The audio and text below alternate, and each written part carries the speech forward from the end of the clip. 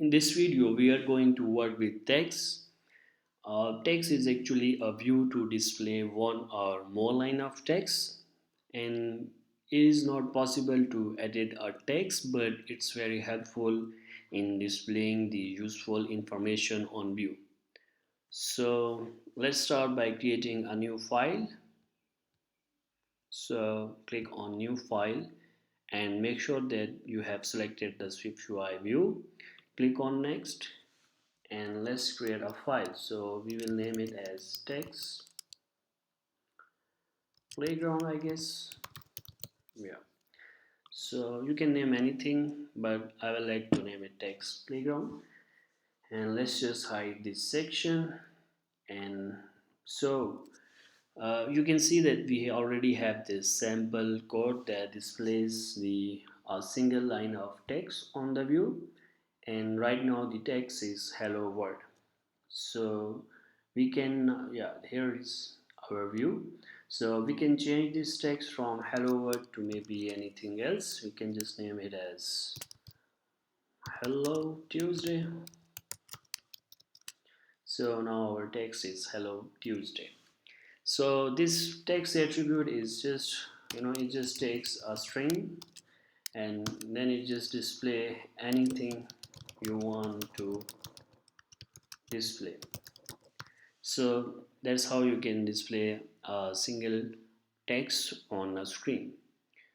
So in SwiftUI, we can actually change properties of a control by calling methods that are known as modifiers. So let's say we want this text to be bold. So what we can do is use a font modifier. So I will go to a new line and then I will just enter dot, and you can see that now I have, or the Xcode presented me the list of possible modifiers or methods that I can use with text. So but what I'm interested is font weight, and you can also see the explanation, just a small line. It says it sets the font weight of the text. So we want this weight, and then we can further add dot, and we now have the list of possible values this font weight can accept. So we want this text to be bold, so let's select that. Now our text should be bold. So modifiers can be accessed by using dots, and you can see that if I enter another dot in here, now I can add another modifier. So these modifiers are actually, they can be changed together, because when we use this font weight modifier with text, then it actually created a text, new text, and with bold string, and it returned it back. So multiple modifiers can be chain together. So that, let's just say if we want to maybe set a font as well for this, and then we can select maybe large title. So now you will observe our text is a bit bigger. So that's how you can actually chain multiple modifiers together. We can actually move these into a single line, there is no issue.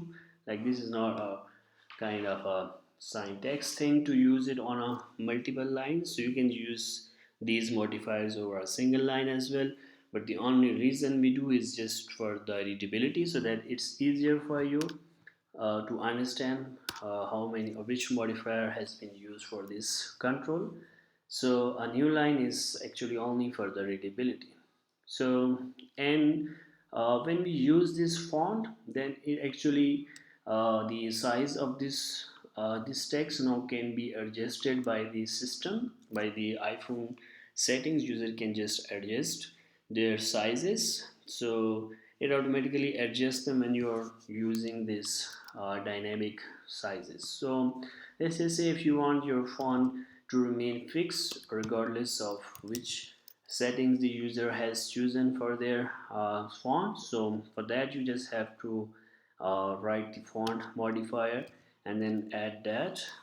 After the dot, you have to use this system and system size, and then in this modifier we can pass maybe 22 for our size. So now our size is kind of static, or I would say kind of fixed. So no matter what settings user has on their iPhone, they will still be seeing this 22 size font. And we can actually, once if you are going to use this system size, you can just select the, or you can add the weight in here as well in a single line. So now we don't need this weight from here, we can just have it from here. So instead of bold, maybe you can have semi bold weight or any other weight you want. So yeah, that's it. And then we have some other properties of the text, not the properties, the other some other view modifiers that we can use with the text. We have this foreground color, it accepts the color value, we can maybe give it a green or blue color, whatever you like. So yeah, we can actually draw an underline. And then we also have, we can make this text italic. So these are all the view modifiers that can work with the text. You can add a dot, and then you can just see Xcode presents you multiple or different view modifiers that, and you have this small explanation as well with them that you can read and try to understand what this view modifier does. We can have a strike through, that will be a line over the text like this. So these are all the view modifiers that you can use with text. And then we actually, this text actually also support multiple lines. So let's just add something like I just had this line in my mind, so I will write it. So you can have just any line as long as it's over 2 to 3 lines. So yeah, because we need multiple lines. Now you can see that we can have multiple lines.